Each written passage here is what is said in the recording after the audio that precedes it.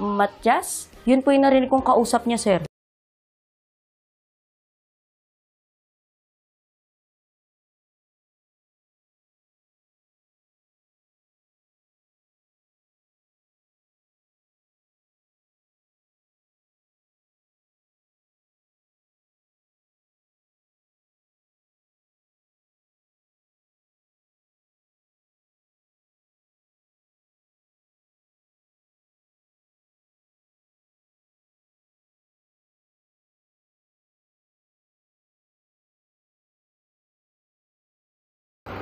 Sana may ligtas siya ng mga doktor.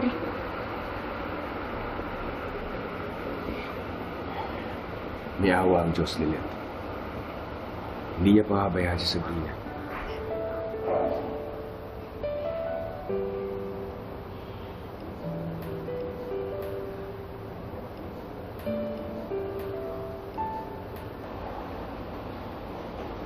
Sana talaga ma-identify na ng pulis kung sino yung siraulong driver na bumangga kay Sabrina.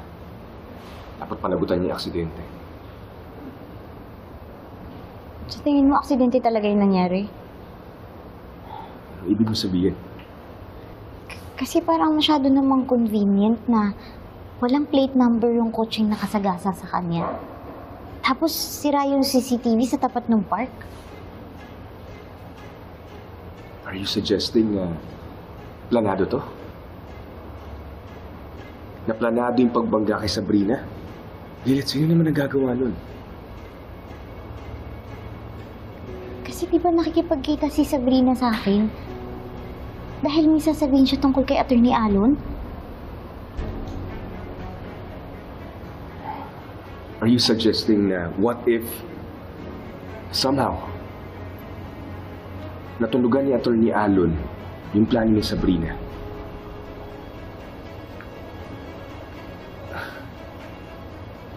Magagawa niya ba yun? Makakaya ba ni Attorney Alon na banggain si Sabrina para patahimikin lang siya?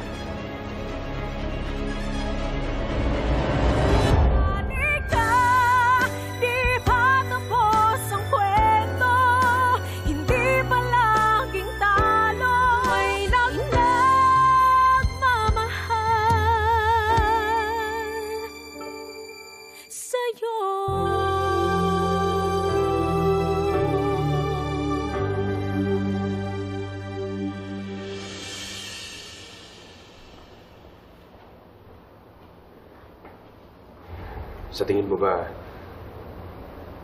magagawa talaga ni Attorney Allen yun? I mean, yung mag-stage ng hold-up, that's one thing. Pero to commit the murder, Lilith, ibang level of evil na yun.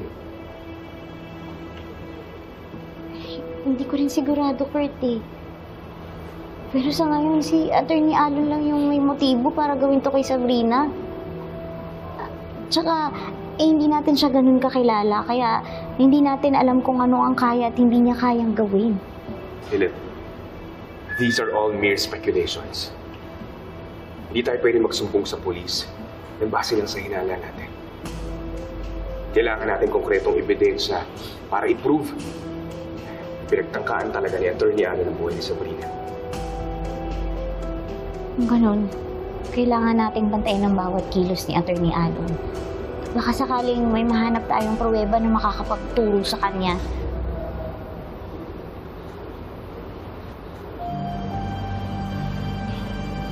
Sige.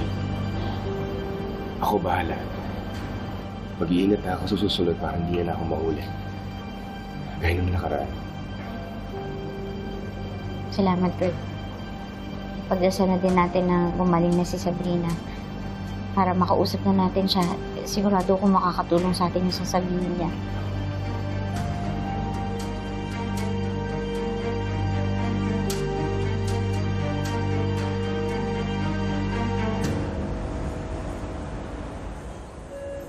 Dok, kamusta po yung operasyon ni Sabrina?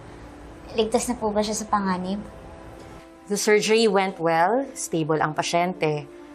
Although I will be very direct with you, nag-suffer siya ng significant head trauma, so she hasn't regained consciousness. So, kailangan mamonitor namin siya para hindi mag-bleed o mamaga ang utak. Dok, gaano po ka-critical yung lagay niya? At this point, actually, hindi pa namin ma-determine yung extent ng damage. Although the next 24 hours will be very critical. Kapag nagkaroon ng complications or hindi nag-improve ang condition niya, it could lead to coma or even death. Huwag naman sana. I understand this is very difficult for you. Pero wag po kayong mag-alala. We will update you regularly. Gagawin ho namin lahat para mailigtas ang pasyente. Dok, maraming salamat to. Salamat po. Excuse me.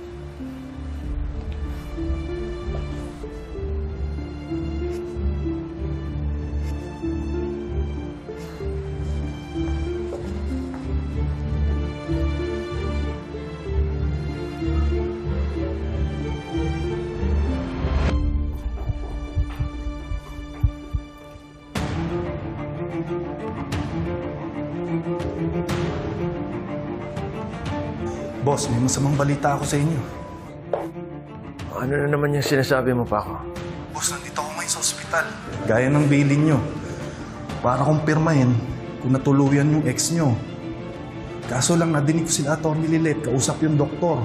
Boss, lumalaban pa rin yung dati yung shota eh. May pag-asa pa raw mabuhay.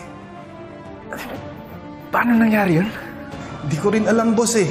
Baka hindi nyo napuruhan. Pwes talaga yung babae yun.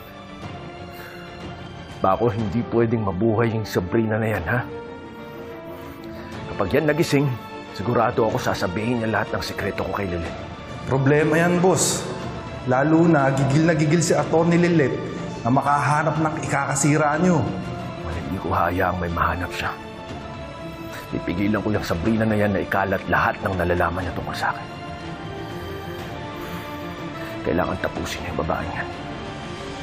Once and for all.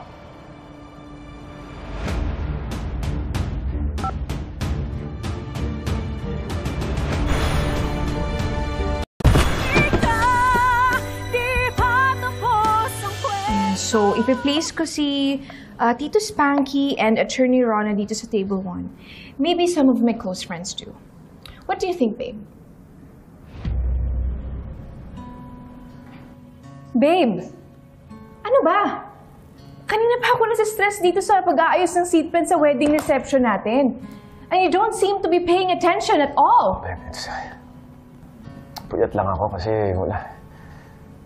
I've been reading up on all of these case strategies all night, kaya wala pa akong tulong.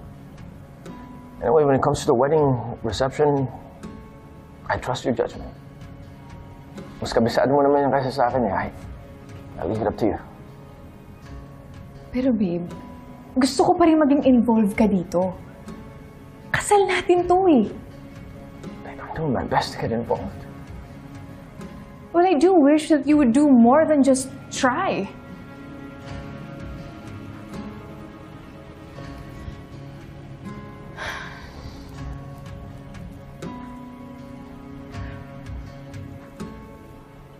Babe,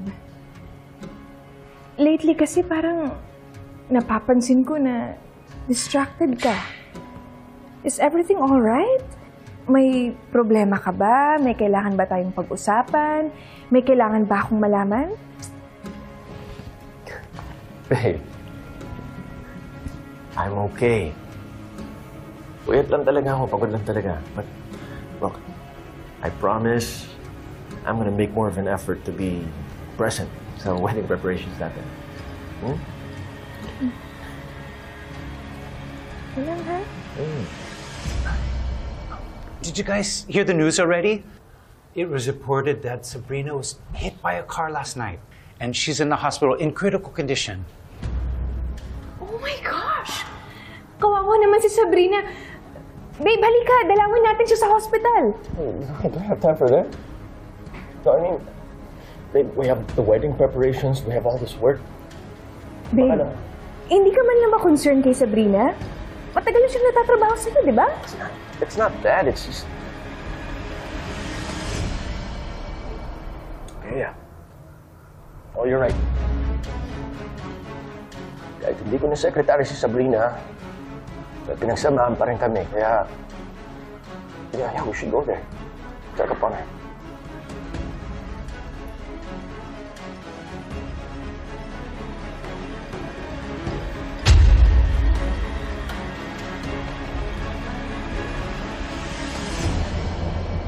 Wala pa ba? Hindi pa rin nga tumatawag yung ospital eh. Mahigit 24 hours na. Paano kung hindi na magising si Sabrina? Lilet, huwag negative, okay? Fighter naman si Sabrina eh. Naniniwala ako na gagaling siya. Sana nga, Kurt. Kahit naman hindi kami close ni Sabrina, gusto ko naman na mabuhay siya ng mahaba. Bukod pa dun, siya lang kasi yung susi sa kung anong totoo kay Atty. Alon eh. Lilet, anong gagawin mo kapag nalaman natin na tama lahat ang inala natin kay Atty. Alon? Sisiguraduhin ko na mabubunyag lahat ng sekreto at kasinungalingan niya. Hindi ako papayag na matuloy yung kasal nila ni Ira. Iligtas ko yung kapatid ko mula sa halimaw na nagbabait-baitan na katulad niya. Alam mo, maswerte si Ira dahil may protective na kapatid siya ngayon.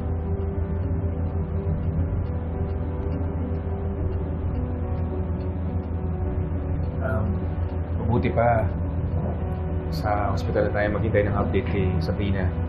Kunin ko lang yung kotse, tapos abangan kita sa harap ng building, ha? Sige.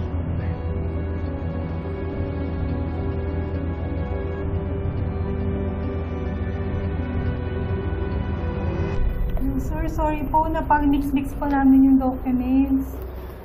Ano bang gumugulo sa isip ninyo? Nung isang araw pa kayo ganito. May balikbayan relatives po kasi ako sa bahay. Ako po yung nag-aasikaso sa kanila kasi senior citizen na po yung nanay ko. Hindi ko naman po sila pwedeng pabayaan kasi sila po yung nagpapaaral sa mga kapatid ko. Ako naman po, kararating lang ng asawa ko galing Saudi. Ako, alam nyo ha, you compartmentalize. No? Huwag niyo pabayaan magsapawan ang problema ninyo sa bahay at dito sa trabaho and vice versa. Sige na, ako nang bahala rito. You take a half-day leave, you go home. Asikasuhin mo ang asawa mo at asikasuhin mo ang pamilya niyo. Talaga po? Sige na. Maraming salamat po, Atty. Abalos. Hindi po. Sige na.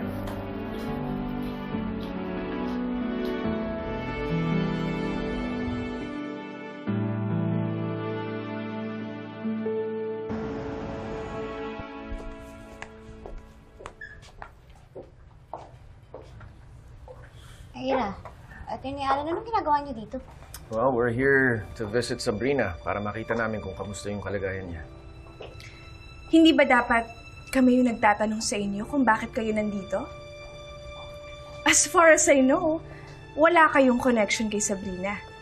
Andun kami nung naaksidente siya. At kami rin ang nagdala sa kanya dito sa ospital. Kaya gusto namin makasiguro magiging maayos ang lagay niya.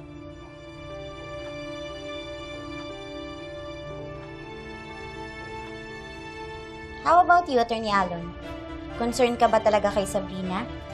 Eh, di ba kaka-resign niya lang sa'yo? Sumama pa nga yung loob mo na umalis siya sa'yo.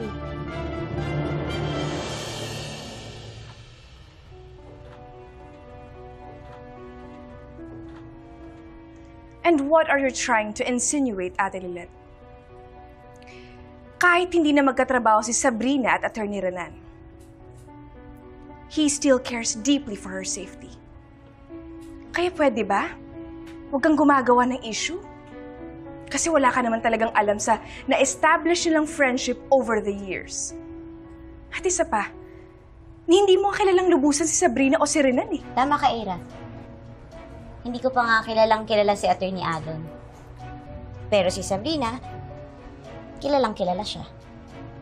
Kasi ilang taon din siyang nanilbihan sa kanya. Kaya sana nga magising na siya para maikwento niya na sa akin yung buong katotohanan tungkol kay Atty. Alon. Gusto ko kasing makilala yung mapapangasawa ng kapatid ko eh. Di ba mas okay yun, Atty. Alon?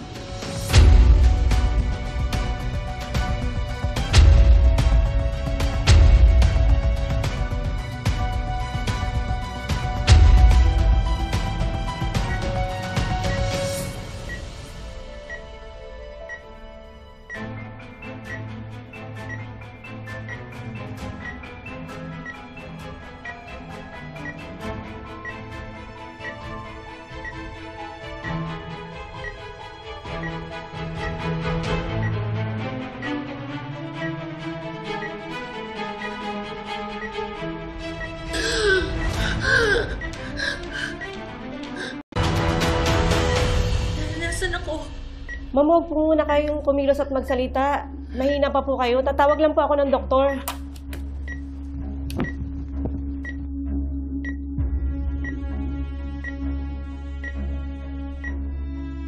Babe, huwag ka na mapapekto sa paninira ng kapatid mo.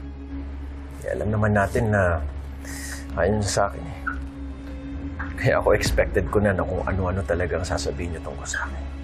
Nakakainis kasi. We came here with good intentions.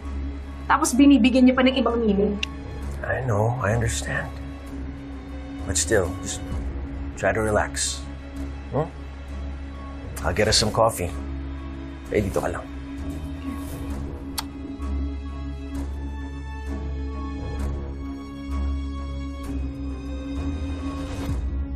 Dok, may development na po ba kay Sabrina? Actually, I have some good news. Stable na po ang pasyente. Pwede na po ba namin siya makausap?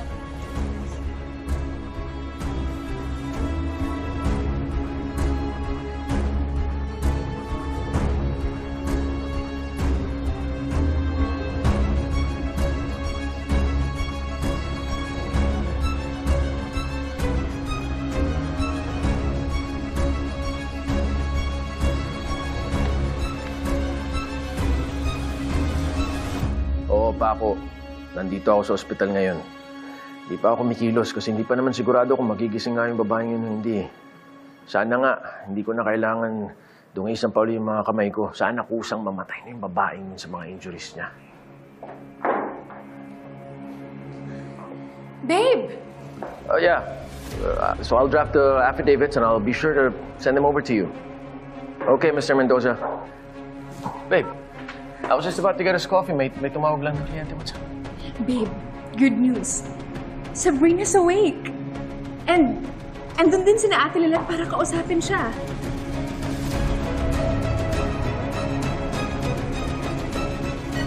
Sabrina, hindi ko alam kung natatandaan mo kung anong nangyari sa'yo. Pero nung araw na dapat magkikita tayo, na-aksidente ka eh. At kami ni Attorney Kurt ang nagdala sa'yo dito sa ospital. Meron ka bang pamilya o mga kamag-anak na gusto mong tawagan namin? Attorney, may kailangan kang malaman. Saka na lang natin pag-usapan yan. Ang importante, magpalakas ka na at magpagaling ka, ha? Importante kung malaman mo.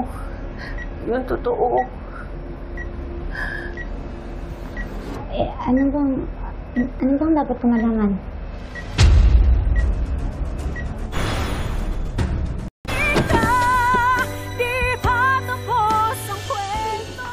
Babe, bakit ka ba nagmamadali? Baka naman sumakit yung pilay mo sa ginagawa mo. Babe, I'm fine. Gusto ko lang makarating tayo doon agad para malaman natin kung anong kondisyon ni Sabrina. Babe, I understand that. Pero hindi naman natin kailangan mag-rush papunta doon. It's not like Sabrina is going anywhere. I know, babe. Nag-aalala lang ako. What if kailangan na pagkain, nauuhaw siya? We should go. No, babe. Andun naman si Ate Lilet. Iaalagaan siya nun. Babe, mas-stress lang siya lalo sa kanila.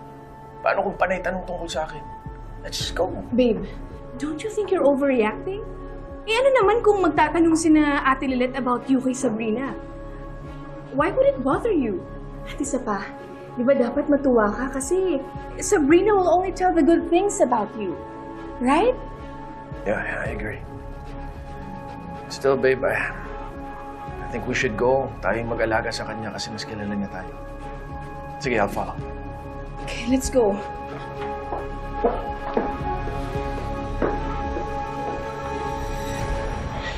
Sige nga, huwag mo munang pilitin. Kung hindi mo pa kayang sabihin ngayon, ha? Ingat ka sa kanya. Mapapanib siya. Ha? Ay, sino? Si Atty. Allen ba yung tinutukoy mo? Bakit ako dapat mag-ingat sa kanya?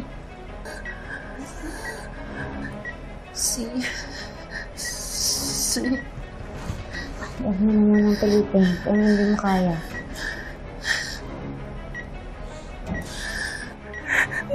May kailangan kang malaman.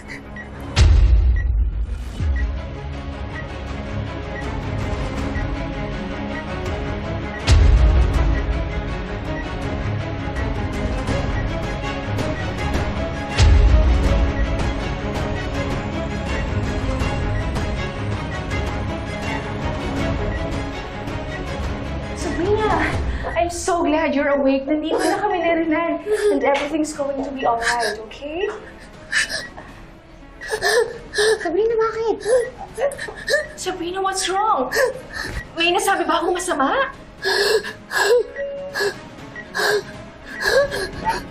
Sabrina! Oh my gosh, what's happening to her? Babe! Bilis, tatawag ako ni Doktor. Sabrina! Sabrina! Kailangan namin ng doktor! Nurse! Nurse! Ma'am, sir, sa labas po muna kayo. Hayaan niyo po muna si Doc na sikasuhin ng pasyente. Tara po.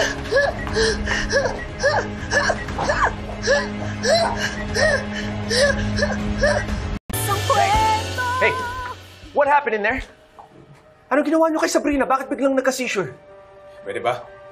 Huwag mong pagtaasan ng boses si Lilet. Dahan-dahan ka sa pananalita mo. Wala kami ginagawang masama, kaya huwag kami ang sisihin mo. Eh, sino dapat sisihin ko? Kayo lang naman kasama niya sa kwarto, di ba? Just to clarify, nag-start lang yung seizure ni Sabrina nung pumasok kayo sa kwarto. Hindi kaya ikaw yung reason and trigger ng seizures niya? And there you go again, Ate Lilet. Alam mo, kung ano-ano na lang yung mga nai-imagine mo, no? Para lang palabasin na masama yung fiancé ko. Don't you ever get tired of inventing stories para lang siraan si Renan? Ha? Huh? Hindi ako naninira, Ira.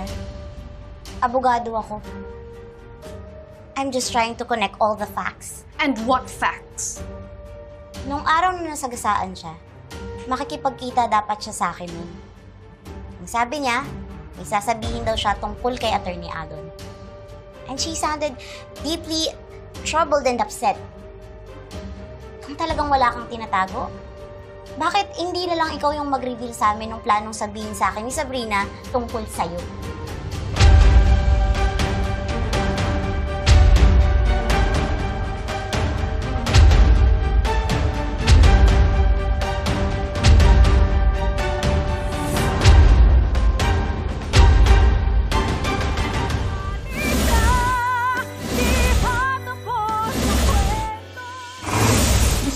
Talagang malaman kung naging maayos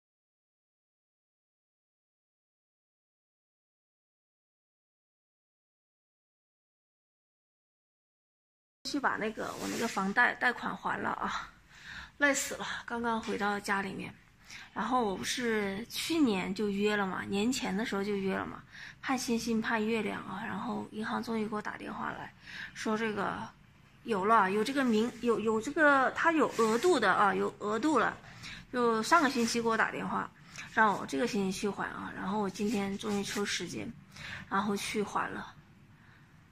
当我看到我的那个还款金额的那个时候，真的着实把我吓了一跳。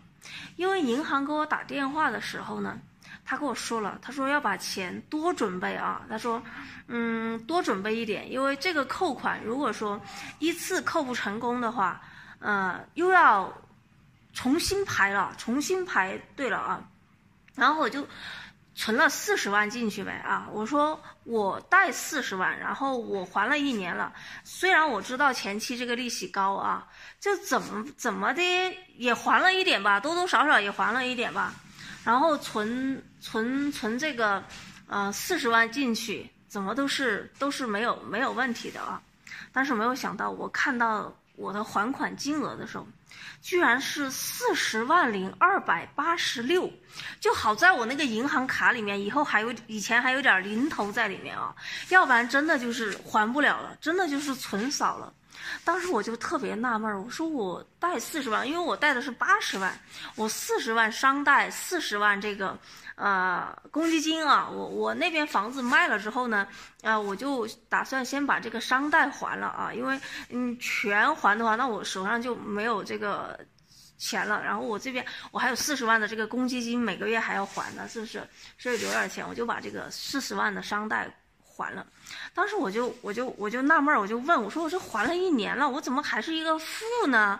我怎么反倒还欠你们银行这个286块钱了呢？啊，好，具体怎么回事我跟你们讲，是这样的，因为我前年2021年贷款的那个时候啊，是利息最高的时候，不说了吗？6.3几的这样的一个利息啊，商贷6.3几的利息。那我商贷部分就是每个月还的这个总额是2600多块钱，2600多块钱这个里面呢就有不到500块钱是本金，然后呢2100多2000几十块钱，那个就是利息啊。所以说我还了这1年多呢，差不多也就还了个6000块钱不到7000块钱这样一个本金啊，这样的一个本金。但是我提前还款，我还要付违约金，就是你提前还了违约金，好像是1个点还是